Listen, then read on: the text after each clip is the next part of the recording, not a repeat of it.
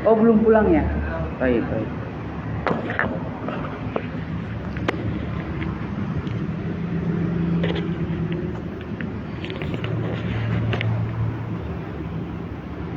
Bismillahirrahmanirrahim. Alhamdulillah, wassalatu wassalamu ala Rasulillah wa ala alihi wa ashabihi ajma'in, amma ba'du. Baik, pembahasan kita tentang adab bersama guru, bagian kedua atau bagian terakhir. Dan kita tahu bahwa pembahasan ini sangat penting karena diantara untuk memperoleh keberkahan ilmu adalah keridhaan dari pembawa ilmu, gurunya, untuk mentransfer ilmu sehingga ilmu itu kemudian menjadi ilmu yang bermanfaat. Dan ilmu yang bermanfaat adalah ilmu yang diamalkan dan mendekatkan diri kepada Allah Subhanahu wa taala. Itu buahnya. Adab berikutnya, adab bersama guru. Ketika dalam sebuah majelis, dalam sebuah pertemuan, entah itu majelis ilmu, majelis ta'lim, kajian, seminar, pembelajaran di kelas, dan misalkan seorang guru menyebutkan sebuah hukum dalam satu masalah atau faedah yang unik, atau menceritakan hikayat, kisah-kisah orang soleh, melantunkan syair-syair yang berharga, sementara dia menghafal itu, dia sudah tahu hukum ini, ada faedah tentang ini, dia sudah hafal kisahnya, maka adabnya adalah bagi orang yang menimba ilmu darinya, maka dia betul-betul menyimak penuh antusias, berbahagia dengannya, bahkan seolah-olah tidak mengetahui sebelumnya, padahal dia sudah tahu. Karena kenapa? Ini akan membuat guru itu bertambah semangat di dalam mengajar, dan guru menjadi senang, menjadi ridho terhadap muridnya ini. Atha bin Abi Rabah, muridnya Ibnu Abbas. Beliau adalah pakarnya ilmu di zamannya Atha bin Abi Rabah, muridnya utama Abdullah bin Abbas di kota Mekah. Kalau musim haji, yang jadikan mufti adalah Atha bin Abi Rabah. Waktu Abdullah bin Umar siapa? Sahabat Nabi, anaknya Umar bin Khattab, dan termasuk sahabat yang berilmu. Ketika melakukan umroh dan manasik haji di akhir-akhir masa kehidupan beliau, karena sudah sepuh, atau ini kan zaman tabi'in, semua datang kepada Abdullah bin Umar ingin bertanya, masih sahabat-sahabat yang tersisa senior pada saat itu. Abdullah bin Umar mengatakan, kenapa kalian meminta fatwaku sementara di tengah-tengah kalian di kota Makkah ini ada Atha bin Abi Rabah, menunjukkan rekomendasi dari seorang sahabat. Tidak gampang, ini sahabat yang memberikan rekomendasi, ahli ilmu, ahli ibadah pula, padahal Atha adalah seorang tabi'in. Kenapa kalian meminta fatwa kepadaku sementara di tengah-tengah kalian ada Atha? Ini rekomendasi dari ulama, seorang alim. Nah, Atha bin Abi Rabah berkata, inni la asma'ul haditha minar rajul wa ana a'lamu minhu fa urihi min nafsi wa anni la uhsinu minhu syai'a. Kata beliau, sungguh aku mendengar sebuah hadis dari seorang laki-laki, padahal aku lebih mengetahui darinya. Fa urihi min nafsi anni la uhsinu minhu syai'a, maka aku memperlihatkan diriku kepadanya bahwa aku tidak mengetahui tentang perkara hadis tersebut.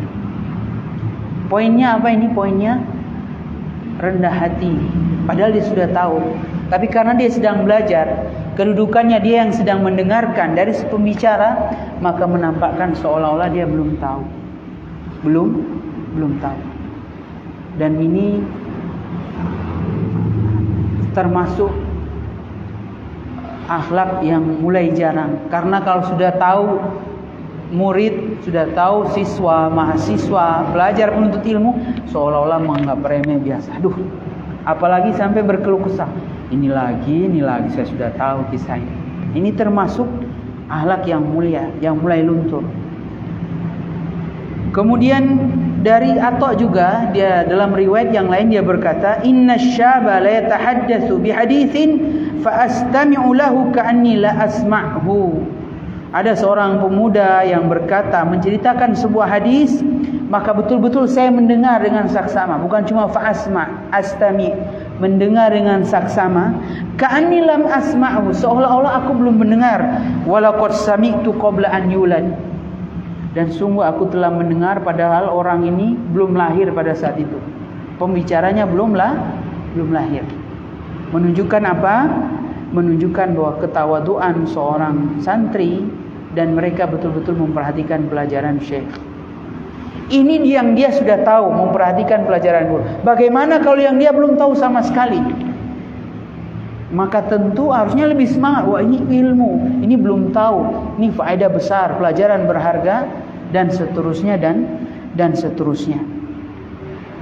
Makanya dahulu di zaman sekarang, murid-muridnya menceritakan Syekh An-Nasir As-Sa'di, gurunya Ibnu Utsaimin, pakar tafsir Taisirur Rahman adalah tafsir di zaman ini yang paling banyak dicetak, lebih dari 1 juta eksemplar. Bayangkan, yang dicetak lebih dari 1 juta, dan ini kitab tebal, bukan kitab tipis. Kitab tipis ratusan ribu saja banyak nggak laku. Ini 1 juta eksemplar terjual. Itu diceritakan 5 tahun lalu oleh dalam muhadharah Syekh. Terjual 1 juta eksemplar. Syekh As-Sa'di ini, beliau tinggal di kampung, namanya Kampung Unaiza, di negeri Saudi Arabia. Di kampung, beliau orang berilmu, ketemu dengan penduduk menceritakan sebuah peristiwa. Syekh sudah tahu, tapi Syekh mendengar, oh begitu ya. Betul-betul seolah-olah nggak tahu. Di sampingnya ada murid-muridnya.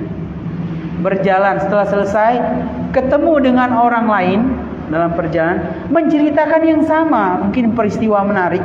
Syekh juga mendengar. Murid-murid di sampingnya ini sudah tahu, saya sudah dengar. Kemudian yang ketiga, Syekh menampakkan ketidaktahuan, kisah yang sama dalam peristiwa yang berdekatan.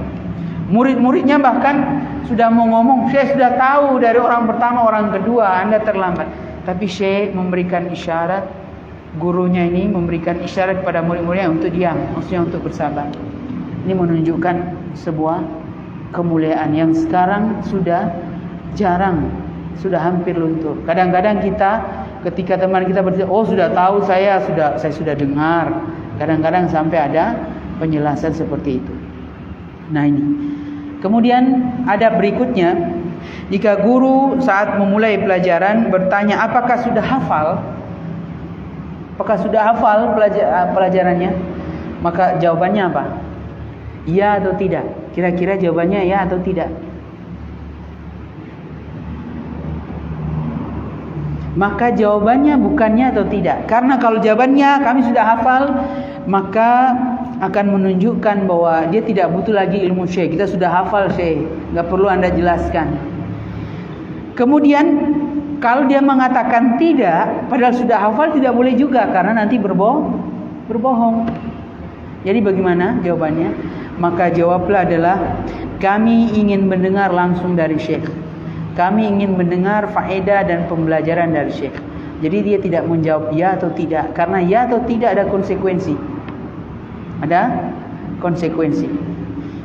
Kalau dia menjawab tidak dan belum diketahui, nanti ini kan guru yang sudah cukup lama dia belajar bersama guru.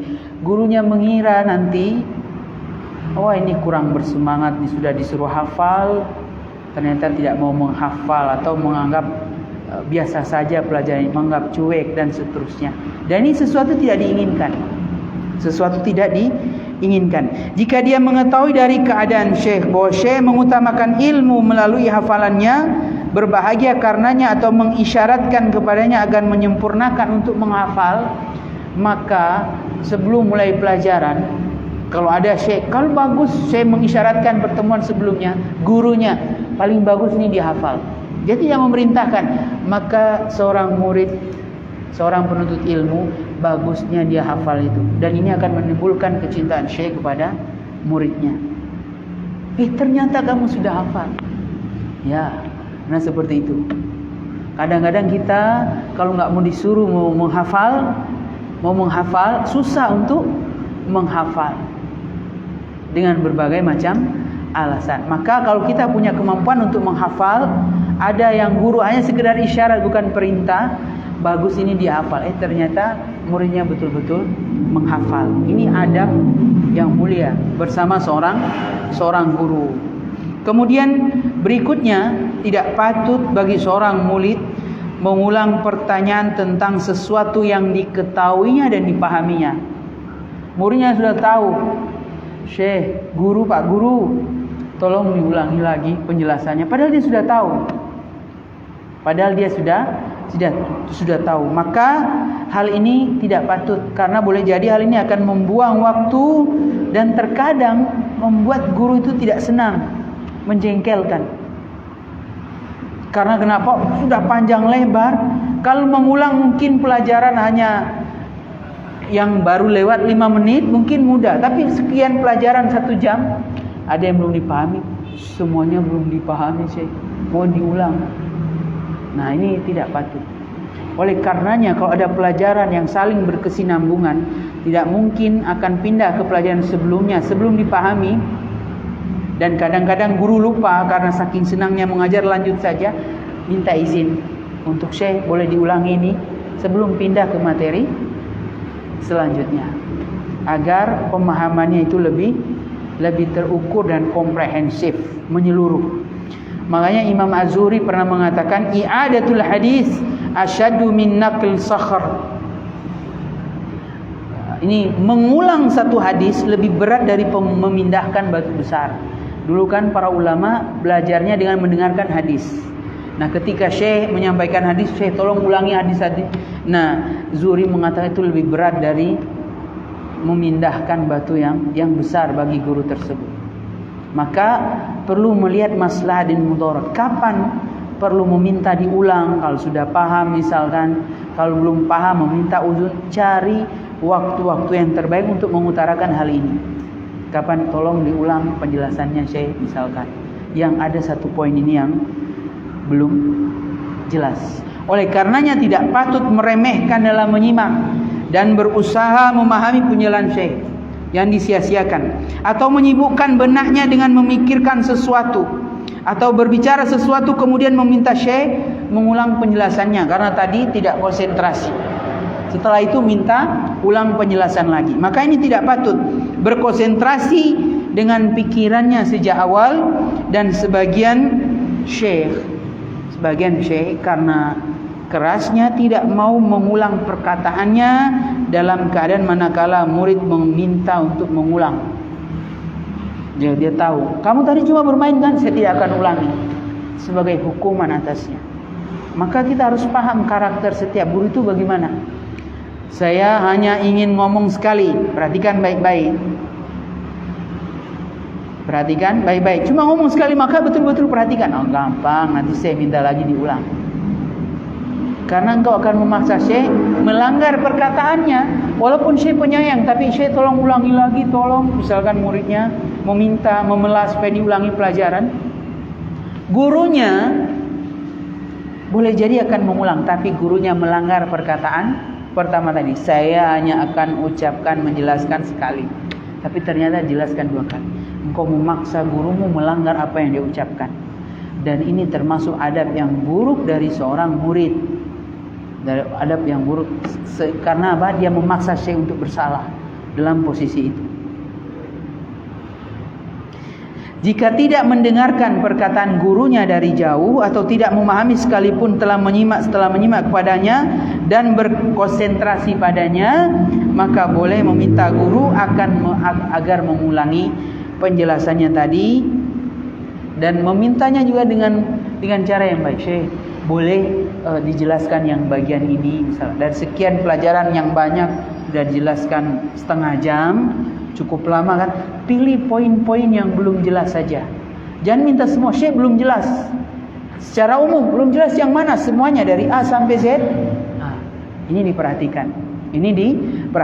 Kemudian ada berikutnya, tidak mendahului syekh dalam menjelaskan masalah atau menjawab pertanyaan darinya atau selain darinya. Biasa kalau anak-anak SD mungkin masih bisa ditolerir, tapi ini adab yang harus diluruskan. Saya bisa menjawabnya, Syekh. Padahal saya ingin menjelaskan, misalkan saya sudah tahu jawabannya. Maka seperti ini adalah tidak patut, tidak memperlihatkan pengetahuannya tentangnya atau ilmunya sebelum syekh menjelaskan atau syekh meminta. Siapa yang bisa menjawab? Patut tidak memotong perkataan syekh atau perkataan gurunya. Perkataan apapun tidak mendahulunya, tidak menyamainya, akan tetapi bersabar hingga gurunya menyelesaikan penjelasannya. Kemudian dia berbicara. Tidak berbicara dengan orang lain sementara gurunya ini sedang menjelaskan kepada para jamaahnya, kepada para hadirin. Hendaknya benaknya, konsentrasinya hadir ke arah syekh, kepada gurunya, dan ketika guru memerintahkan sesuatu kepadanya, bertanya tentang sesuatu atau berisyarat kepadanya, maka dia akan segera. Ada isyarat dia langsung paham. Wah, ini maunya saya gini. Tolong misalkan, dan seterusnya.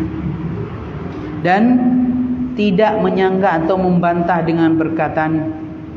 Jika urusannya tidak demikian, biasanya kalau saking menariknya penjelasan, ada murid itu tipenya ngotot ingin mencari celah. Kalau misalkan begini, kalau misalkan begitu, berusaha untuk mencari celah, memilih jawaban.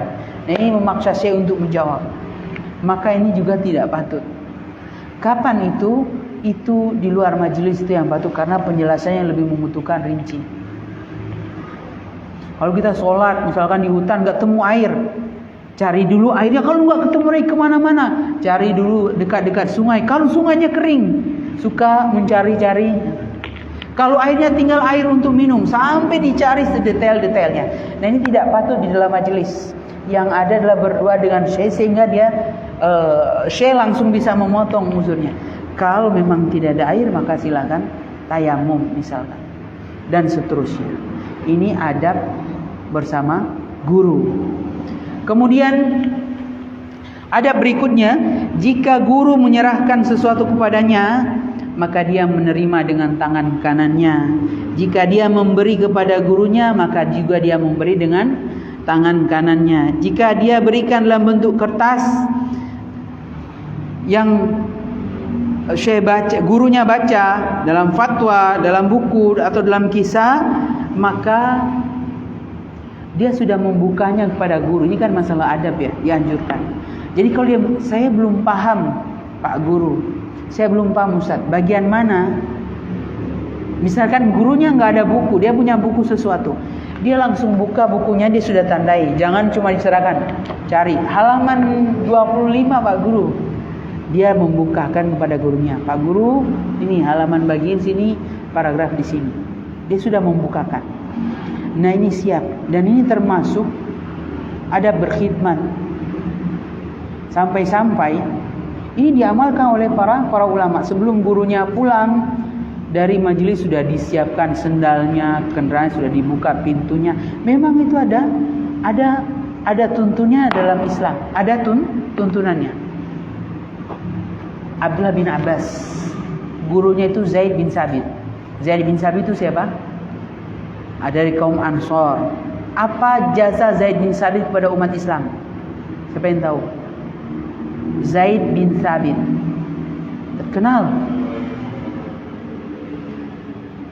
Kalau Zaid bin Sa'id itu salah seorang yang dijanjikan masuk surga. Zaid bin Sa'id dari 10, ini termasuk yang jarang. Kalau ini Zaid bin Sabit, ini adalah penulis wahyu di zaman Utsman bin Affan. Zaid bin Sabit orangnya cerdas.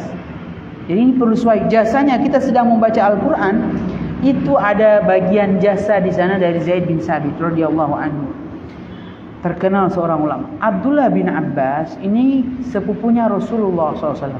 Zaid bin Sabit ketika naik keledai atau kuda atau onta langsung dipegang talinya oleh Abdullah bin Abbas untuk dituntun, mau berhenti di mana, mau lanjut kemana. Ini adab mereka. Kalau sekarang kan nggak ada begitu kan, yang ada mobil dibuka, kalau misalkan mobil dibuka pintunya, dibantu tanpa diminta tolong misalkan, langsung paham, sampai seperti itu. Nah, dikisahkan di zaman sekarang ini Syekh Abdul Muhsin Al-Abbas, salah seorang ulama hadis senior di kota Madinah, sudah senior, umurnya sudah lewat 80, mengajar kutubus sittah di Masjid Nabawi, habis Bukhari, Muslim, Tirmidzi, Abu Daud, Sunan Nasai, Ibnu Majah, begitu seterusnya putar. Ini anaknya siapa? Profesor Abdul Razak. Tidak malu ketika mau keluar Masjid Nabawi, beliau memegang sendal bapaknya sendiri ini untuk memberikan kepada bapaknya. Padahal umur Syekh sudah mau mendekati 50 waktu itu. Sudah 40 tahun, sudah bapak-bapak, tapi nggak malu untuk mengangkat sandal untuk bapaknya. Karena ini termasuk khidmah kepada ahli ilmu. Jadi sadar. Kalau misalkan di majelis gurunya kayak tidak ada air, itu sadar cari air. Minuman misalkan, biasa di majelis kadang-kadang lupa panitia, agak parau, lupa nggak ada air. Maka murid yang berilmu itu paham, tolong segera cari air. Gelas misalkan. Kalau perlu, nah ini khidmahnya langsung sudah siap tinggal diputar dan seterusnya. Bahkan kalau ada gelas ya sudah langsung di botol airnya ditaruh di gelas. Ini bagian khidmah. Dan ini memang bagian dari ilmu. Kadang-kadang murid itu berlomba-lomba. Jika gurunya duduk di misalkan mejanya harus dipersiapkan, misal segera dipersiapkan. Atau duduk biasanya di khutbah itu kadang-kadang ada meja khusus, harus guru mau naik harus diangkat dulu kemudian ditaruh. Itu dengan sendirinya sadar. Jangan biarkan guru untuk melakukan aktivitas amalan yang berhubungan dengan ta'lim, dengan pengajaran ilmu kepada murid-muridnya. Dan adab-adab seperti ini mulai luntur karena kebanyakan belajarnya dari Mbah Google, sehingga yang mencontohkan sikap dari seorang yang bernyawa itu sudah jarang kelihatan, sudah jarang terlihat karena teknologi tidak bisa mengajarkan adab, tidak bisa. Sebagian penuntut ilmu di zaman Imam Ahmad ribuan, yang menulis cuma bisa dihitung, ratusan saja yang menulis. Sisanya apa? Mengambil pelajaran adab dari Imam Ahmad, bagaimana interaksi seorang guru dengan muridnya.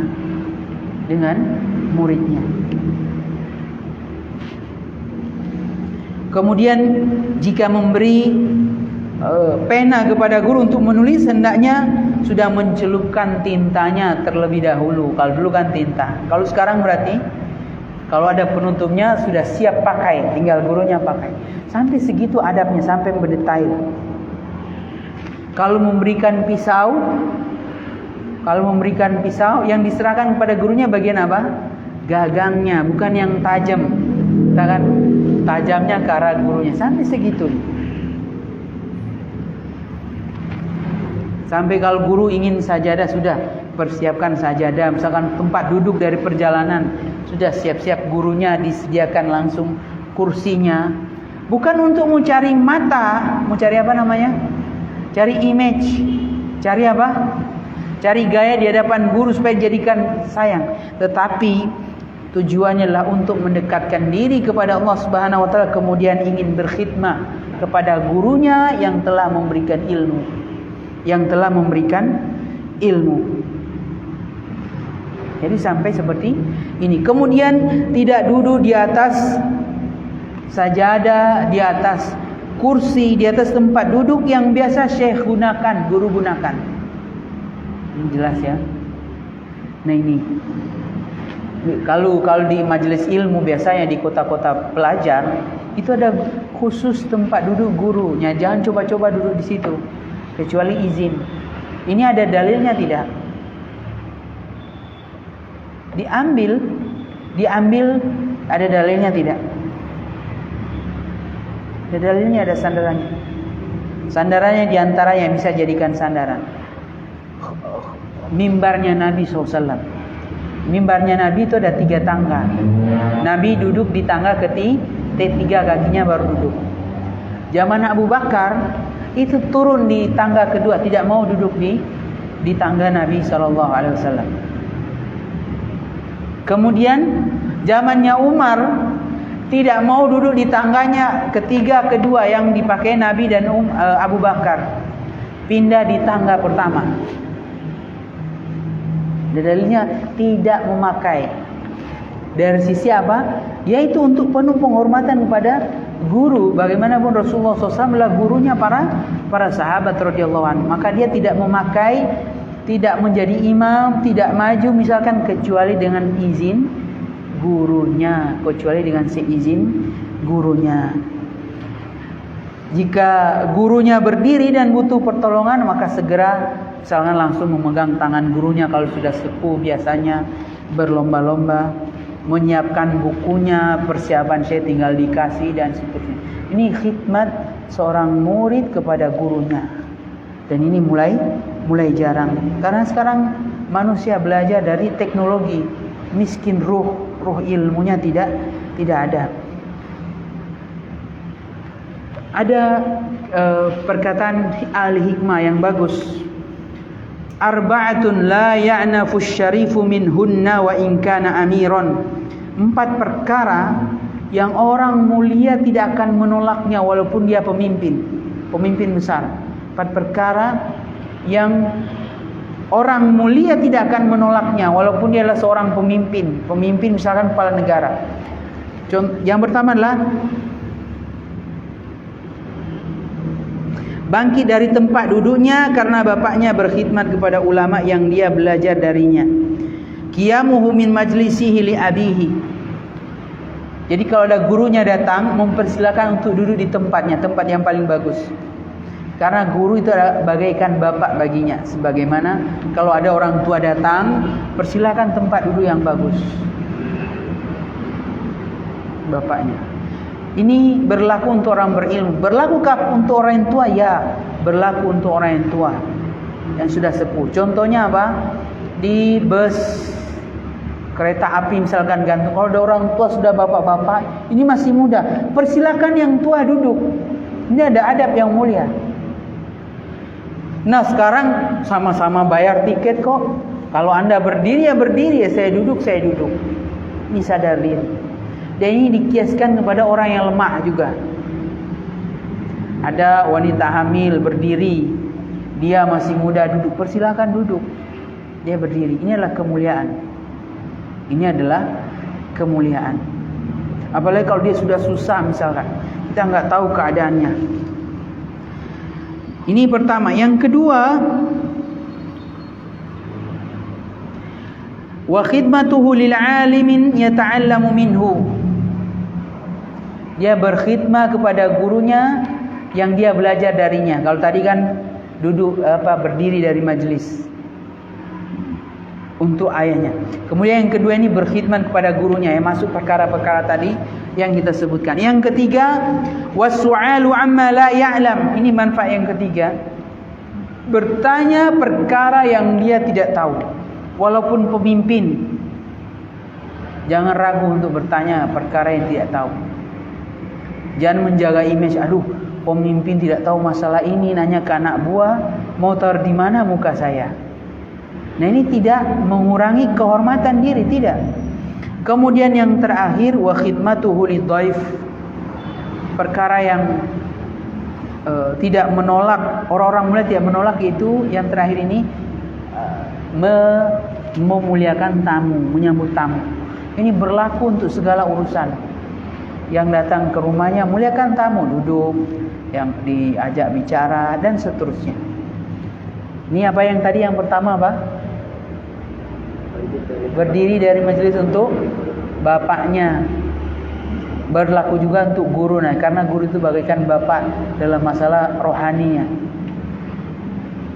Dikiaskan oleh sebagian ulama, dianalogikan untuk orang yang lemah, nah, berdiri misalkan di persidangan. Yang kedua, berkhidmat kepada guru yang dia belajar darinya. Tadi khidmat dari berbagai macam tadi kan, menyiapkan sendal guru, minuman, dan seterusnya. Kemudian yang ketiga, bertanya tentang perkara yang tidak diketahui. Ya, jangan malu siapapun dia, kalau tidak tahu bertanya. Jangan sampai malu bertanya sesat di jalan. Bahkan dalam perkara-perkara dunia sekalipun, ini kan perkara akhirat. Perkara dunia termasuk mau nanya alamat, malu saya bertanya ya. Ya nggak akan sampai di alamat tujuan dengan benar. Termasuk kalau orang mau beli makanan, ini dibuat samar-samar, nggak ada harganya, nggak bertanya, nanti kemudian tiba-tiba naik. Ini terjadi sekitar 7 bulan yang lalu. Teman ini dari Jawa Barat berkunjung ke Jogja liburan, beli makan, sudah cukup malam setelah sholat isya, beli makan apa itu, yang ada lele, ada gambar lele, ada gambar tempe, apa namanya, makanan yang jualan apa, pecel lele. Dia pesan, dia sudah tahu karena dulu pernah Jogja. Pak, ini lele lalapan 2, diminta 200.000. Kaget ya. 200.000 karena nggak bertanya. Sebentar sudah malam ya, mau gimana? Pas mereka hanya berdua, suami istri, sudah cukup malam, pas yang lain sudah pergi misalnya. Coba kalau bertanya duluan. Walaupun dia sudah tahu, perlu bertanya, ini Pak, berapa kalau lele Pak? Satu porsi sama nasinya. 18.000. Kan tahu, ini tiba-tiba diminta jadi harga 100.000. Jadi 2 orang diminta 200.000. Dia mau protes gimana? Sudah dimakan nasinya baru dibayar? Sungkan. Nah, seperti itu. Kadang-kadang dalam masalah dunia perlu dia bertanya. Termasuk naik ojek. Kalau naik ojek kan alhamdulillah sekarang aplikasi sudah ada harganya. Tapi ada ojek-ojek tertentu harus tawar-menawar dulu. Tawar-menawar dulu. Rumah makan yang nggak ada harganya, samar, termasuk yang menjadi berita kadang-kadang para turis wisata, karena nggak bertanya dulu, langsung pokoknya makan, ternyata harganya di atas harga standar. Wasu'alu amma la ya, bertanya perkara dalam urusan yang dia tidak ketahui, apalagi masalah ilmu, tentunya harus prioritas, karena dalam masalah beramal, berilmu dulu sebelum beramal. Al-ilmu qabla al-qawli wal amali. Berilmu sebelum berucap dan beramal. Kemudian yang terakhir, wa khidmatuhu lidhaif, berkhidmat untuk tamu. Berkhidmat untuk tamu itu pengertiannya boleh tamu yang dikenal ataupun tidak dikenal.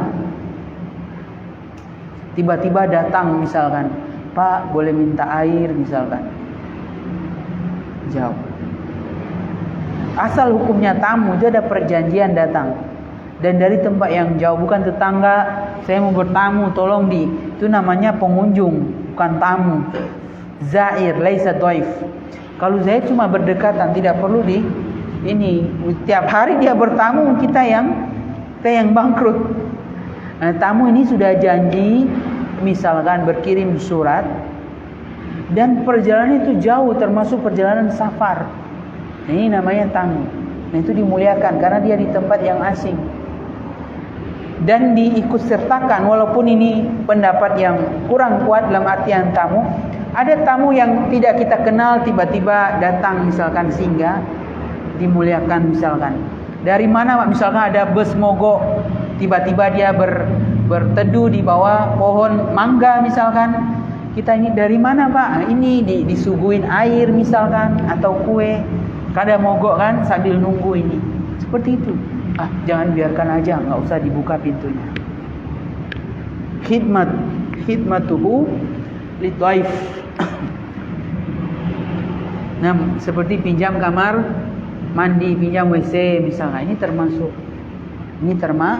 termasuk, maka tidak dianjurkan untuk misalkan menggembok WC, kamar mandi. Misalkan kalau di siang hari yang mungkin orang butuh, kalau di malam hari mungkin boleh jadi untuk keamanan. Tapi kalau di siang hari yang orang itu beraktivitas, maka jangan gembok. Nah, sebagian masjid kan pokoknya dibuka ketika sholat saja, sesudah itu digembok. Kalau digembok malam hari mungkin itu masih wajar untuk keamanan setelah sholat isya. Tapi kalau di siang hari ada tukang beca keringatan mau sholat di mana, dia sholatnya terlambat jam 2 misalkan, kasihan. Nah, dia bisa hanya ada tempat wudhu untuk buang air kecil saja tidak ada. Itu termasuk. Jangan seperti itu. Ini pembahasannya melebar. Tadi berkhidmat kepada tamu, tapi itu termasuk masalah penting. Kemudian jika berjalan bersama gurunya. Nah, ini ketika di malam hari muridnya ini itu agak ke depan supaya tahu ini ada lubangnya, dia akan memberitahukan gurunya. Dan ketika di siang hari, kalau gurunya ingin sendiri, dia berjalan di belakang gurunya. Ini faedahnya apa? Supaya kalau ada musuh di belakang langsung diberitahukan kepada gurunya. Sampai sedetail itu. Kalau malam hari jangan sampai ada lubang. Jangan mengerjai gurunya, ayo maju terus. Ternyata ada lubang misalkan. Dan seterusnya.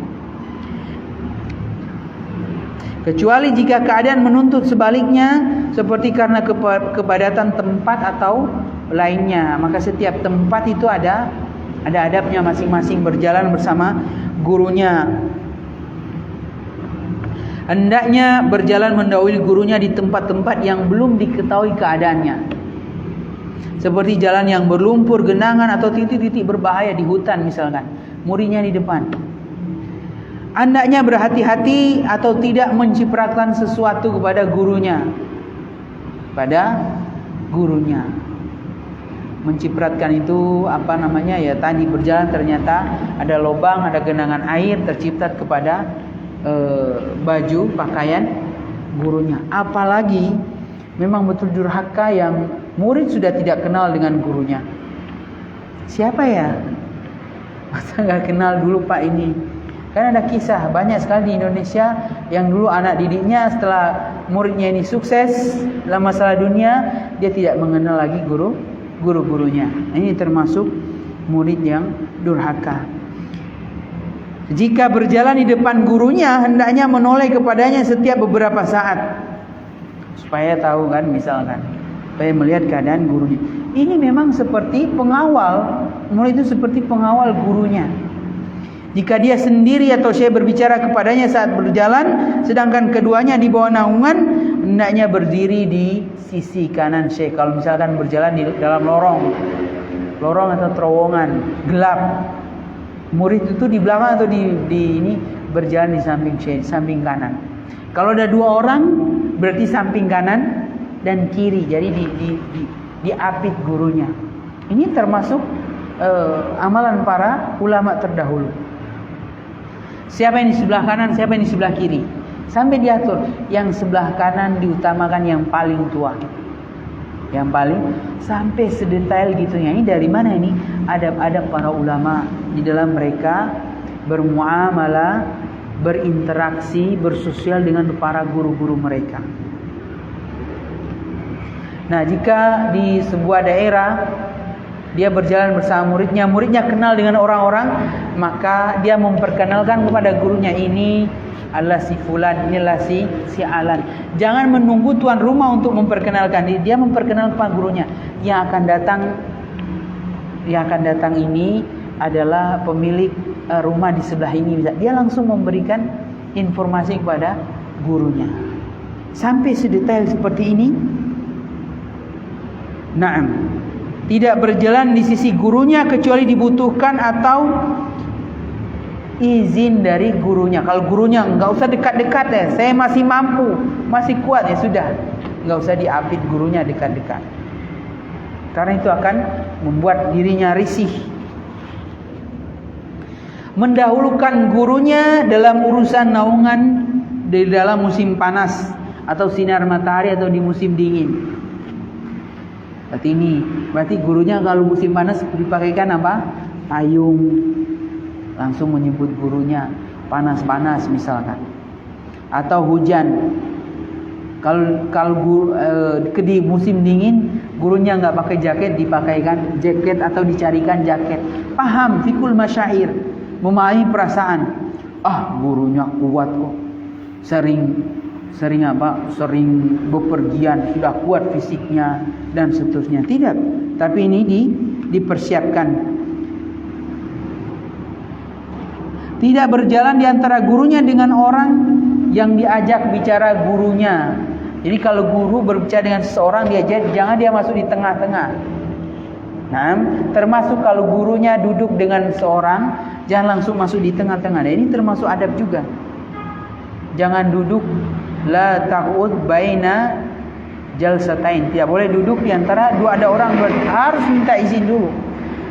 Saya ingin mendekat kepada guru saya, ya, tapi minta izin. Jangan karena kedekatan tiba-tiba seponyong ingin duduk di antara dua orang, termasuk duduk di antara dua orang yang sedang berbicara dengan gurunya. Jika bertemu dengan gurunya di jalan, maka dia terlebih dahulu mengucapkan salam.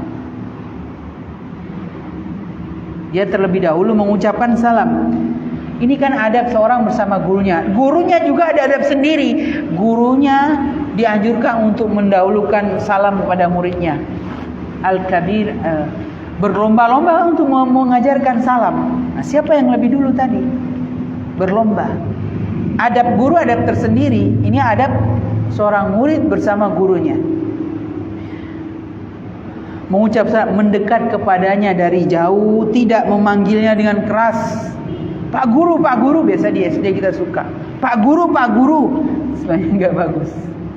Jadi mendekat. Tidak mengucapkan salam dari jauh dan tidak pula dari belakangnya, samping. Jadi mengucapkan salam dari mana? Dari samping atau dari bagian depan. Tidak dari belakangnya. Karena kenapa? Akan membuat syekh itu menoleh. Kecuali di beberapa keadaan yang tidak mungkin dari arah depan atau arah samping misalkan. Bisanya hanya dari belakang. Atau lebih baik tidak salam dulu untuk dicegah. Dicegah. Akan tetapi mendekat dan melangkah maju mendekati gurunya, kemudian mengucapkan salam. Tidak mengisyaratkan kepada gurunya agar mengambil satu jalan sebelum dia meminta pendapat gurunya. Misalkan gurunya samping, Pak guru tolong minggir dulu. Nah, dan sekarang kan banyak jadikan lelucon. Pak guru sedang berjalan, muridnya, Pak guru mundur, cakepnya kelewatan. Kan dijadikan candaan. Itu memerintahkan gurunya itu. Dijadikan ada lelucon. Padahal apa? Padahal dosa. Lelucon orang-orang melucu di Indonesia itu tidak menghargai adab-adab yang mulia. Gurunya dikerjain. Kadang-kadang kalau anak ada tempat duduk, gurunya dipakai apa? Semacam karet sehingga kalau duduk terambil misalnya. Dikerjai gurunya macam-macam kan. Apalagi kalau terkenal anak-anak yang tidak baik akhlaknya, maka ini sangat jauh. Menjaga sopan santun dalam merespon permintaan gurunya. Apa coba diulang misalkan, dan seterusnya. Kalau alhamdulillah kalau di suku Jawa lemah lembut. Tapi kalau daerah yang lain itu teriak-teriak sama gurunya. Ayo semuanya masuk, mau main Pak Guru, dan seterusnya biasanya. Ini terjadi. Bukan cuma anak SD, ini anak SMP. Pak Guru main olahraga lah. Memaksakan kepada gurunya. Tidak berkata untuk pendapat yang dipilih gurunya, Pak Guru ini salah. Misalkan gurunya pas keadaan muridnya tahu tentang masalah, Pak Guru ini salah. Tidak langsung seperti itu, tidak langsung to the point. Tidak pula mengatakan ini pendapat yang bagus Pak Guru, bukan yang itu. Nah, dia mencerminkan apa? Tinggi hati terhadap gurunya. Kalau gurunya lebih tahu wajar, ini kan gurunya. Tapi kalau dia merasa ini pendapat yang benar, sepertinya pendapat Pak Guru yang pilih ini lemah misalkan. Akan tetapi berbicara dengan perkataan yang baik. Kalau Pak Guru tanya pendapatku, wallahu a'lam, menurut hemat saya, kata-kata yang rendah hati. Tidak, menurutku, oh itu kalau menurut Pak Guru itu, kalau menurut saya gini. Misalkan dalam rapat tertentu. Nah ini adab-adab yang perlu diperhatikan. Apakah hanya berlaku kepada guru agama? Tidak, berlaku terhadap guru dunia sekalipun. Masalah dunia yang bermanfaat, yang positif. Di kampus, walaupun ini jangan pakailah, itu kan masalah agama. Bawa dalam karakter keseharian dan tunjukkan akhlak seorang muslim, bagaimana mereka bersikap dengan guru-gurunya. Bagaimana mereka bersikap dengan guru-gurunya. Oleh karenanya tidak langsung jika tidak sependapat dengan gurunya, cari keadaan-keadaan tertentu atau kata-katanya betul-betul dipilih. Karena berbicara dengan guru, beradab dengan guru, berinteraksi dengannya tidak sama dengan orang-orang awam, orang-orang umum, tidak sama. Karena tidak sama perlakuan kepada orang berilmu dan orang yang tidak berilmu. Dalam hadis Nabi SAW bersabda, "Laisa minna man lam yarham kabirana wa lam yuwaqqir kabirana wa la ya'rif li'alimina haqqa." Bukanlah termasuk golongan kami orang-orang yang tidak menyayangi orang-orang kecil, anak-anak kecil, dan bukan termasuk golongan kami yang tidak menghormati orang-orang tua, orang-orang dewasa. Dan tidak termasuk golongan kami yang tidak mengetahui hak-hak seorang alim, gurunya misalkan. Maka ini adalah bagian dari adab-adab mulia. Walaupun secara hukum adab ini tidak sampai berdosa. Paling banter hukumnya apa? Makruh, dibenci, tidak disukai. Tapi kalau terus-menerus melakukan kebencian, apa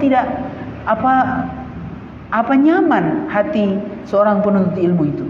Kita saja satu orang benci masih bisa nanggung. Tapi kalau semuanya benci kepada kita, pasti kita tidak suka. Kok kamu benci sih? Begitu juga kita melakukan amalan yang makruh. Ini makruh, dibenci. Kita terus melakukan amalan-amalan yang makruh. Apakah ini tidak meninggalkan sebuah kemuliaan? Padahal ada amalan-amalan yang dianjurkan. Lebih harus diperhatikan oleh seorang muslim. Maka adab-adab yang mulia itu harus dijunjung, harus diperhatikan dengan baik, sehingga inilah yang mewarnai kehidupan seorang muslim, baik secara individu, secara kelembagaan misalkan, atau kehidupan bernegara sekalipun. Ada adab-adab, ada etika-etika yang harus diperhatikan. Wallahu a'lam bishawab. Dan barang siapa yang akhlaknya yang mulia, maka kalau dia berharaplah pahala Allah Subhanahu wa taala, dia akan mendapatkan pahala yang paling tinggi. Asqalu fil mizan min husnil khuluq. Tidak ada yang lebih berat daripada timbangan di mizan hari kiamat, timbangan daripada akhlak yang mulia. Maka orang berharap mulia termasuk beradab yang baik dengan guru, berharaplah pahala. Jangan hanya ini sekedar adab. Bahkan berharaplah ini adalah bagian dari ibadah. Bagian aku mendekatkan diri kepada Allah Subhanahu wa taala, yaitu dengan apa? Berkhidmah, beradab dengan adab-adab yang luhur, berbudi pekerti luhur dengan gurunya. Jadi berharap pahala itu bukan cuma melakukan ibadah, sholat, zikir, bersedekah, tapi berakhlak pun berharaplah pahala yang besar, yang mulia dengan karunia yang luas dari Allah Subhanahu wa taala. Wallahu a'lam bissawab. Baik, kalau ada pertanyaan silahkan ingin bertanya.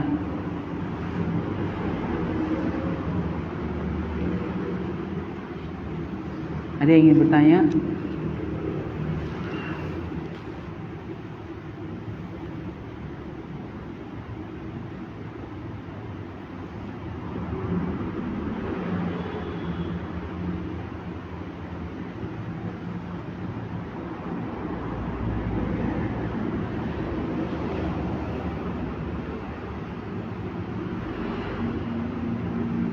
Tafadhol, silakan.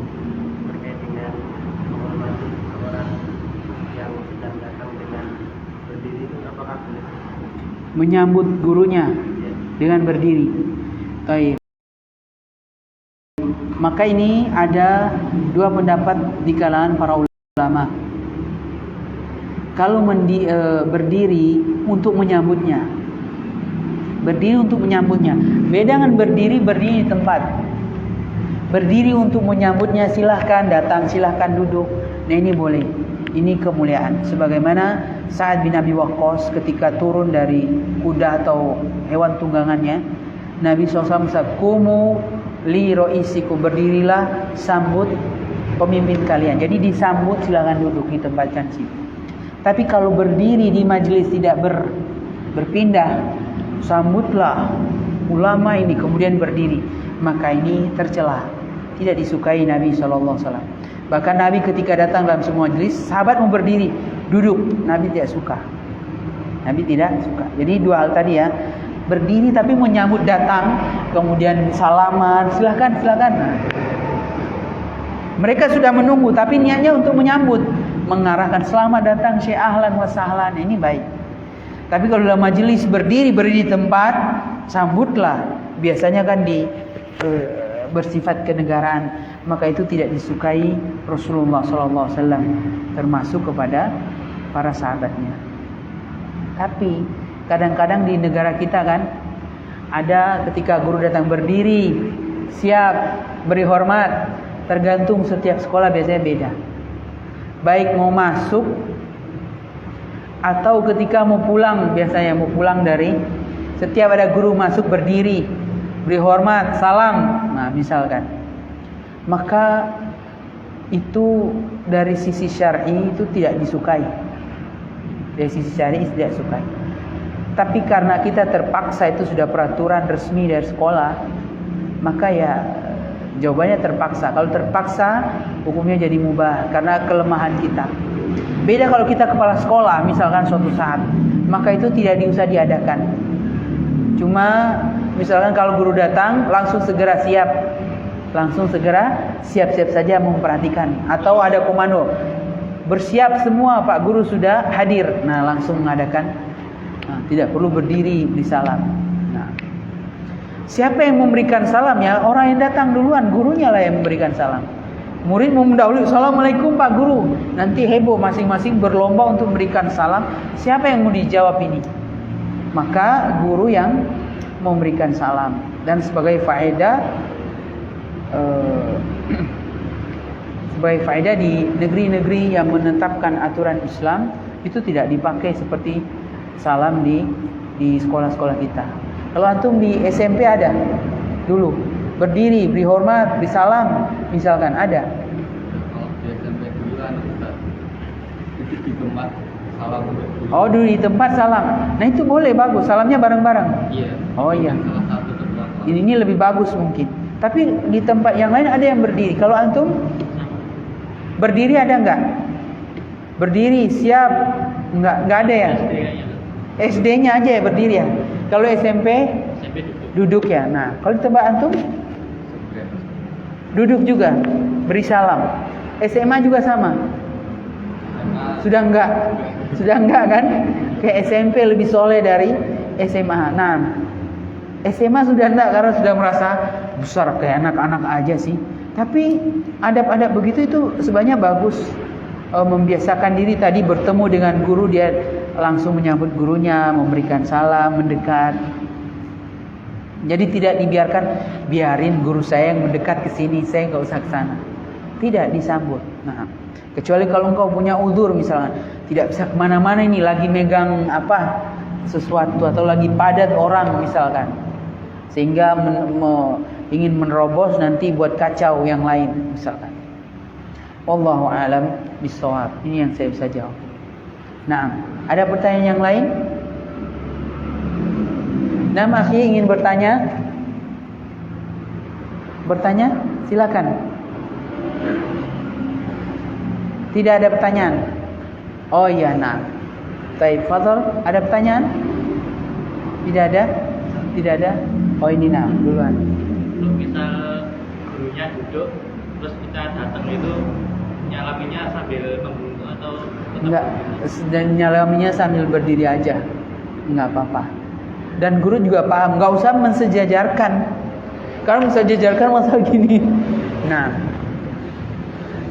kalaupun paling banter itu sekedar isyarat Assalamualaikum. Maksudnya kepalanya kayak isyarat Assalamualaikum. Nggak usah Assalamualaikum. Nggak usah badan ikut. Nah, itu hukumnya bisa makruh, dibenci. Kalau sampai sejajar jadi kayak ruku, hukumnya haram. Karena tidak boleh ruku dan sujud kecuali kepada Allah Subhanahu wa taala.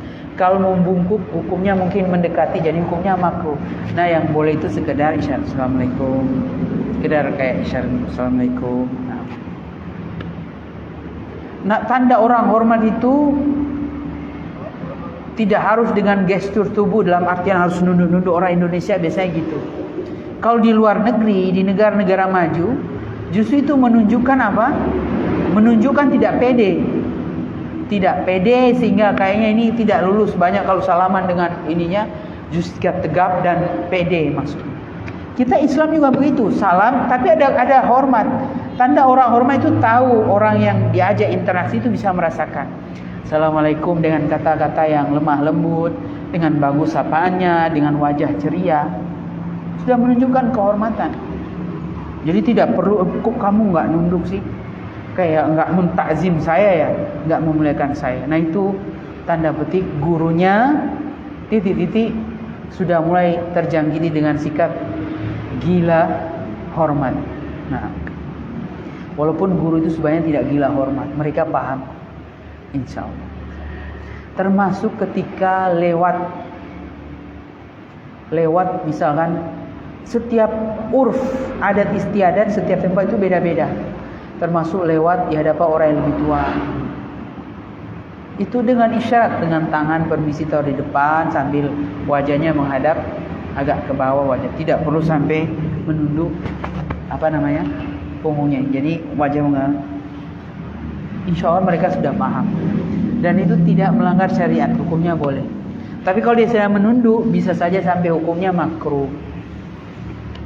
Tapi kalau sampai jongkok atau sampai kayak mau ruku, nah itu bisa jadi haram hukumnya. Jadi haram. Apalagi kalau seperti di istana-istana, mau ke belakang aja nggak boleh nggak boleh membelakangi, bahkan harus keluar pelan-pelan sambil jongkok. Nah itu sudah berlebihan. Wallahu a'lam bishawab. Baik, terakhir. Salaman dengan dua tangan. Boleh dua tangan, tapi dua tangan ini sekali-sekali, jangan keseringan. Karena sunnahnya itu satu tangan. Yang dianjurkan adalah satu Assalamualaikum. Yang ada satu tangan. Kadang-kadang kan untuk menyemangati selamat, baru ditepuk-tepuk. Ini sekali-sekali tidak masalah. Tapi kalau terus-menerus, maka dia menyelisih sesuatu yang afdol, yang satu tangan saja. Oleh karenanya dibuat tuh kadang-kadang sekali-sekali. Hukumnya jadi mubah. Tapi kalau keseringan itu hukumnya bisa jadi makruh. Dibenci, tidak disukai karena menyelisih sunnah yang diajarkan oleh Rasulullah SAW. Maka tangan sekali-sekali kalau ingin semangatkan ditepuk-tepuk ininya. Salah. Nah, kalau kita kan bapak-bapak sama ibu-ibu begini. Sudah enggak usah didekatkan tangannya. Cukup. Enggak usah. Cukup. Assalamualaikum, itu sudah isyarat. Enggak usah ada yang kadang-kadang yang laki-laki suka ngejar, dicari. Nah, padahal ibunya sudah begini, terus kita yang nyari. Nah, ini tidak boleh. Tidak boleh. Nah, kalau salaman gini ya. Nah, di mana itu kadang-kadang mau jepit di pernikahan kan kadang-kadang. Kalau kita ya selamat saja, nah selamat misalnya. Sekali-sekali ditepuk, tapi jangan keseringan. Jangan setiap saat. Wallahu a'lam bishawab. Barakallahu fikum. Demikian penyampaian kajian kita pada sore hari ini. Ini adalah bagian terakhir dari adab bersama guru. Ma la yutraku kullu la yutraku jullu. Apa yang tidak bisa didapatkan semua, jangan ditinggalkan mayoritasnya. Jadi yang kita sudah pelajari minimal ada yang kita amalkan. Yang paling penting atau kebanyakan lah. Jangan semua ditinggalkan, la yutraku kullu la yutraku kullu. Ditinggalkan semuanya misalkan. Maka ini cuma sedikit yang dia ambil, nah akan sia-sia. Nanti adabnya jadi kering.